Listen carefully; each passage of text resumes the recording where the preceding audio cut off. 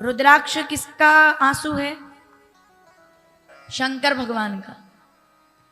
रुद्राक्ष का जो स्वरूप है वो गर्म है, इसकी जिसको कहते हैं गुण गर्म है, इसलिए इसको दिल के पास रखते हैं तो बीपी ये हमें उष्णता देता है। इसका जो स्वरूप है वो गर्म है, समझते हो ना आप? गर्म मतलब इसकी जो तासीर मतलब इसका गुण गर्म है, ठीक है। जब आप दुख में होते हो, शंकर जी जब थोड़ा क्रोध में थे और उनकी आंख से आंसू गिरा था तो रुद्राक्ष प्रकट हुआ था, इसलिए वो गर्म है। आंसू दो तरह के होते हैं, एक आंसू होता है गर्म और एक आंसू होता है ठंडा। जल्दी बताओ, अब दुख में रोते हो तो कैसा आंसू आता है?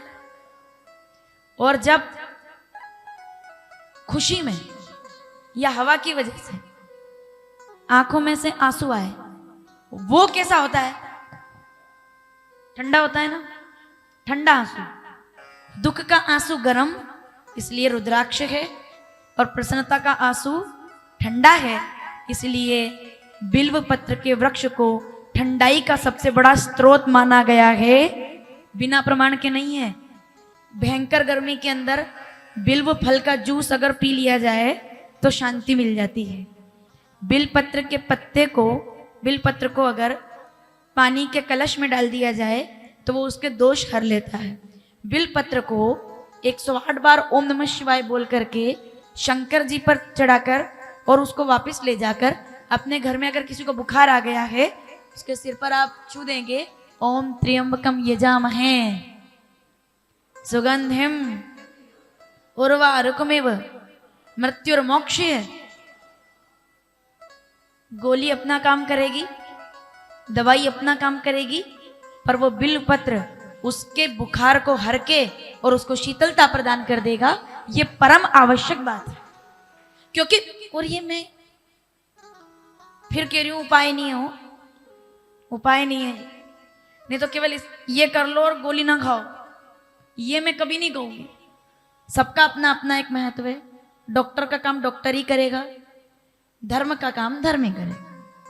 एक भरोसे नहीं केवल कि ये हो गया बस ये इससे हो जाएगा काम, ऐसा नहीं। अगर इससे सब हो जाता तो ईश्वर ने ही तो सब बनाया है ना। विज्ञान भी अपनी जगह जरूरी है।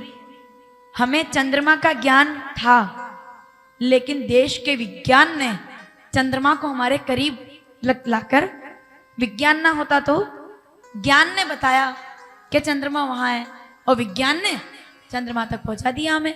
चंद्रयान 3 विज्ञान का रूप है, चंद्रमा ज्ञान का रूप है। हर चीज का अपना अपना बैलेंस है, हर चीज का अपना अपना महत्व है। तो बिलपत्र को अगर ग्रहण किया जाए निश्चित रूप से वो अनंत फलदायी है। उसका कारण क्या है? क्योंकि माता पार्वती के खुशी के आंसू से बिलपत्र का प्राकट्य हुआ, गर्वे से, इसलिए गरबा खेला जाता है। अब आजकल तो क्या, हालांकि इस विषय पर नहीं जाऊंगी मैं, गरबे का मतलब ये हो गया ना कि तैयार होके जाओ। गलत तो नहीं बोल रही हूं, सज धज के जाओ, मेकअप करके जाओ, आधे आधे कपड़े पहन के जाओ। बाबूजी बहुत हालत खराब है शहरों में, तो बहुत विधर्मी भी आ जाते हैं वहां तिलक लगा लगा के। उनका मकसद ही यही रहता है कि बस नाचेंगे और 9 दिन में लव जिहाद, और क्या, यही कारण है। नहीं, ऐसा नहीं हो। गरबा अपनी बच्चियों को भी भेजो ना खेलने के लिए। पहले देखो, जिस मंडप में मिट्टी का कलश ना हो और उस बीच में दीपक ना हो, उसके आसपास अगर गरबा नहीं हो रहा है तो फिर वो गरबा नहीं माना जाता है। क्योंकि गरबे की 9 दिन तक पूजा होती है, मिट्टी रखी होती है। ज्वारा समझते हो? ज्वारा लगता है, अभी नवरात्रि आने वाली है। ज्वारे में ज्वारा मतलब, अब ज्वारा भी क्यों लगता है इस पे आगे चर्चा करेंगे। हर किसी के यहाँ भी नहीं होता, वो किसी के यहाँ इतना इतना ही रह जाता है, वो किसी के यहाँ इतना हो जाता है, तो बताते फिरते हमारे तो इतने बड़े होते, वहां तो इतने बड़े। महत्व है, साधना है वो, है ना। तो आप नमः शिवाय बोलकर जब ज्वारा लगाते हो, माँ भगवती का नाम लेकर ज्वारा लगाते हो, नारायण का नाम लेकर ज्वारा लगाते हो, गेहूं डालते हो मिट्टी में, जल डालते हो, जल से सींचते हो, जैसे जैसे ज्वारा बड़ा होता है वैसे वैसे आपका यश बड़ा होता है, आपकी कीर्ति बड़ी होती है, आपका धर्म बड़ा होता है, परिवार बड़ा होता है ज्वारा लगाने से। तो माँ भगवती गरबे के रूप में विराजमान हुई, दोनों पति पत्नी अशोक सुंदरी के साथ अब पधारे। और आप जानते हैं शिवलिंग में जो बीच वाली पंक्ति होती है उसी में अशोक सुंदरी को स्थान मिलता है। सब शिवलिंग में विराजमान है। 5 कन्याएं भी शंकर भगवान की गंगा पुत्री। चलो इनके विषय में अपन गंगा घाट पे सुन लेंगे क्या, है ना। 5 कन्याओं का अवतार आज हरिद्वार में सुनेंगे कि गंगा से 5 कन्या कैसे प्रकट हुई, वो वहां सुनेंगे। लेकिन यहां चलते हैं गणेश जी महाराज के प्राकट्य की ओर। सुखदेव जी महाराज की परम तपस्थली पर सर्वप्रथम उनके अवतार को सुनते हुए भोलेनाथ माता पार्वती को लेकर आए। माता पार्वती थोड़ी जल्दी आ गई। ताला खोलने वाला पहले आता है, माता है चाबी लेकर पहले दौड़ के। तो पहले पार्वती जी आई, शंकर जी थोड़े से पीछे रह गए। अब पार्वती जी आई तो जैसे अम्मा का ताला है, दरवाजे का ही ठिकाने नहीं है। ताला तो दूर की बात है, दुनिया में सब कुछ देने वाले के घर में ताले ही नहीं है।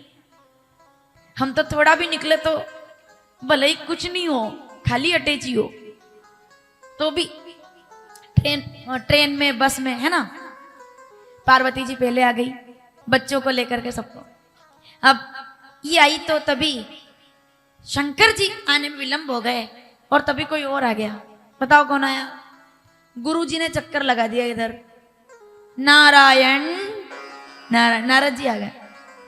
अब तक सब कुछ बढ़िया था, अब नारद जी आ गए। अब तो नारद जी आ गए। माता जी ने प्रणाम किया, गुरुदेव कैसे पधारे। बोले इधर से निकल रहे थे, सोचा चलते चले। अब और कोई ऐसा विशेष काम भी नहीं, घूमते फिरो। मतलब नारद जी का विशेष कोई ऐसा नहीं कि बहुत समय निकाल के पधारे हो। निकलते किधर से निकल रहे थे तो हमने कहा चलो निकल चले। किधर चले, उन्होंने कहा चलो इधर चले। उनका ऐसा मामला है। तो नारद जी आ गए। माता पार्वती ने कहा बड़ा अच्छा लगा। क्या बात है पार्वती, तुम्हारा विवाह मेरे कहने से हुआ है, खुश तो हो ना। पार्वती जी कहती खुश, मस्ती में मगन, क्या चाहिए हमको। सत्य मिल गया, आनंद मिल गया। रामचरितमानस अरण्यकांड 38वां दोहा, तीसरी चौपाई। शंकर जी ने सत्य का ज्ञान करा दिया है। उमा कहूं मैं अनुभव अपना, सतहरि भजन नित्य वस्तु एकम ब्रह्म, तद्यतिरिक्तम सर्वम अनित्यम। सचित आनंद सब यही तो है। स्वयं स्थित होकर के प्रसन्न हो, क्या बात। शंकर जी खुश रखते हैं, अच्छा रखते हैं, बहुत अच्छा रखते हैं। अच्छा एक बात बताओ, कितना जान पाई हो भोलेनाथ को। बोले लगभग जान गई हूं।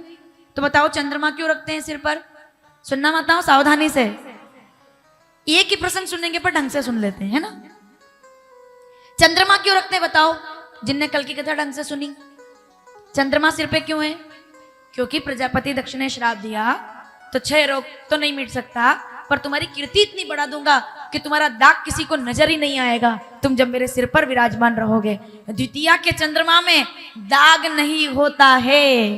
सुनिएगा, द्वितीया के चंद्रमा में दाग दिखता नहीं है, क्योंकि वो तो बाल रूप छोटा बचपन सा चंद्रमा, और बचपन कभी दाग वाला नहीं होता है। शंकर जी ने धारण किया हुआ है, तो इसलिए चंद्रमा है। वाह वाह, अरे बहुत सुंदर सुंदर, अति सुंदर। अच्छा एक बात बताओ, सांप क्यों धारण करते हैं वो वासुकी नाग को, क्यों धारण करते हैं। कितनी माताएं जानती है। आप सभी जानते हैं लगभग, तो ऐसा नहीं कि कोई नहीं जानता, सब जानते हो आप। बता दो थोड़ा सा। एक बार शंकर भगवान माता पार्वती सृष्टि प्रलय काल के बाद, प्रारंभ में विवाह के बाद, और ये एक बार का विवाह नहीं, अनगणित, इसमें भेद मत करना, कितने कल्प। सवाल उठता है गणेश जी की शादी में शंकर जी आशीर्वाद दे तो समझ में आता है, शंकर जी की शादी में गणेश जी आशीर्वाद दे रहे हैं, कैसे समझोगे आप। वो जो गणेश जी आशीर्वाद दे रहे हैं वो आदि गणेश है, उनका कोई प्रकट और कोई पूर्णता नहीं है। और जो गणेश जी की शादी में शंकर जी आशीर्वाद दे रहे हैं वो विनायक गणेश है। कौन से गणेश, जो पार्वती जी ने बनाए। गणेश भी कई है, ढंग से समझोगे तो समझ में आएगा। प्रधानमंत्री किसी व्यक्ति का नाम है क्या, मुख्यमंत्री किसी व्यक्ति का नाम है क्या, तो गणेश भी किसी एक रूप का नाम नहीं था केवल, आदि गणेश। यानी कि जो गणानंत गणपति गुम वाम है, विघ्नेश्वराय वरदाय सुरप्रियाय जो है, आदि काल से जो प्रकट है ब्रह्म, वो गणेश। तो ऐसे ही आदि काल में आदिनाथ, आदि योगी भोलेनाथ अपनी पत्नी को लेकर के एक बार आए हैं बैकुंठ में नारायण भगवान के पास प्रणाम करने। सब ठीक हुआ, शंकर जी जब जाने लगे तो शंकर जी ने जाते जाते नारायण भगवान से कहा बैकुंठ में, प्रभु मैं तो आपके द्वार में आ गया, अब आप भी मेरे घर आइएगा। ये लोक व्यवहार है ना, क्या ना साहब, अरे आप भी आओ कभी, अपन बोलते हैं। शंकर जी ने बोला, बोले मैं आया हूं ना, अब आप भी मेरे घर आना। अब एक बात ईमानदारी से बताओ, चलो नारायण भगवान से कहा कि आप भी आना, नारायण भगवान ने साफ मना कर दिया, मैं आपके लोक में पैर नहीं रखूंगा। बहुत ध्यान से सुनना, आनंद आएगा।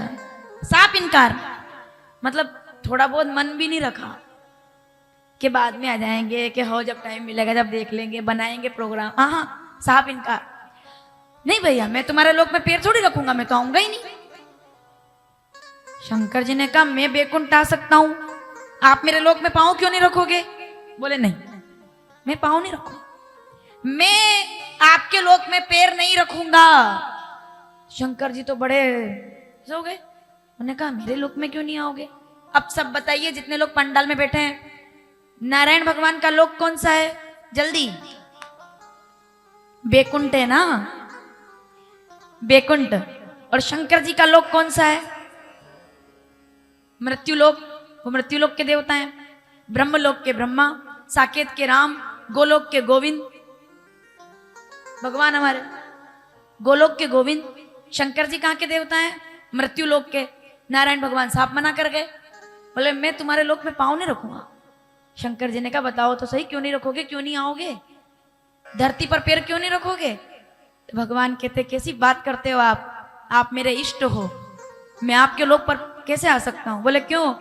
क्योंकि धरती पर ब्रह्मा जी ने जो पृथ्वी बनाई है उसमें एक बात आप अच्छे से शायद नहीं पता आपको। बोले क्या? बोले धरती के कंकर कंकर में मैं धरती पर नहीं आऊंगा, वरना मेरे इष्ट का अपमान हो जाएगा। क्योंकि धरती के कंकर कंकर में शंकर विराजमान रहते हैं।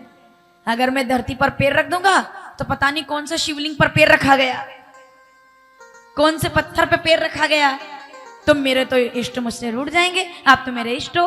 कल बड़े गुरुजी ने कहा ना कि शिव जी नारायण को पूछते हैं और नारायण भगवान कमल लेकर के और शिव जी की आराधना करते। रामेश्वरम में देख लो आप, ठीक। तो ये दोनों परस्पर इष्ट हैं एक दूसरे के। कथा समझ में आ रही है क्या हो रहा है? साफ मना कर दिया, बोले पैर नहीं रखूंगा मैं धरती पे। शंकर जी कहते अरे कुछ तो उपाय करना पड़ेगा, कुछ तो ऐसा रास्ता निकालो कि धरती पर आओ और पैर भी ना रखने पड़े। तो शंकर जी ने कहा उसका एक ही उपाय है, आना तो आपको पड़ेगा। तो नारायण भगवान कहते हैं तो ठीक है आऊंगा, पर पैर नहीं पड़ने दूंगा, क्योंकि पैर होगा ही नहीं तो पड़ेगा कहां से। तो मैं ऐसा रूप बनाऊं कि जिसमें पैर ना हो और पूरी धरती पर दौड़ता फिरूं, और जब चाहूं तब आपसे लिपट जाऊं। अब मुझे तो याद नहीं आ रहा कि ऐसा कौन होगा जो दिन भर भागा भागा फिरे और जब चाहे शंकर जी से लिपट जाए। तो क्या बनेंगे आप? और तभी नारायण भगवान ने वासुकी नाग का रूप धारण कर लिया। बोलिए नारायण भगवान की। अब सुनो मजे की बात, वासुकी नाग के रूप में जैसे ही प्रकट हुए रेंगने लगे ना ऐसे। शंकर जी ने कहा नहीं, मेरे नारायण ने मेरे लिए नाग का रूप रखा है, मैं धरती पर आपको नहीं रहने दूंगा। उठाया और लपेट कर अपने गले का हार बना करके सुशोभित कर लिया। शंकर भगवान के गले में जो है वो और कोई नहीं, नारायण भगवान वासुकी स्वरूप में विराजमान है। क्या दिक्कत है? प्रमाण की बात है, साक्षात वासुकी नाग है वो। ब्रह्मा विष्णु सदा शिव, गाओ। स्वामी जानत प्रणवाक्षर के वासुकी ब्रह्मा विष्णु महेश ये ती ओम हर। ये आखिरी वाली जो अंतिम पंक्ति है वो थोड़ा भाव से बोलना है। ओम हर। शंकर जी की आरती में तीनों देवता की आरती आती है। जय जगदीश हरे में जगदीश जी की आरती आती है। श्री रामचंद्र कृपाल भजन मन में राम जी की आरती आती है। अपने ये सांवरिया सेठ की आरती आरती कुंज बिहारी की, केवल कन्हैया जी की आरती आती है। जगदम्बा की आरती में जय अम्बे गौरी भगवती की आरती आती है। सत्यनारायण भगवान की आरती में जब गाते हैं सत्यनारायण जी की आरती, केवल सत्यनारायण भगवान की आरती आती है। लेकिन एक केवल शंकर भगवान ऐसे हैं, एक आरती गाओगे तीनों देवता की आरती अपने आप हो जाएगी। एकानन चतुरानन पंचानन अक्षमाला मुंडमाला, कैसे सब एक साथ, सबकी आरती तीनों की एक साथ। इसीलिए क्योंकि शिव ही ब्रह्मा है, शिव ही विष्णु है, शिव ही शिव है। वासुकी नाग जो गले में है साक्षात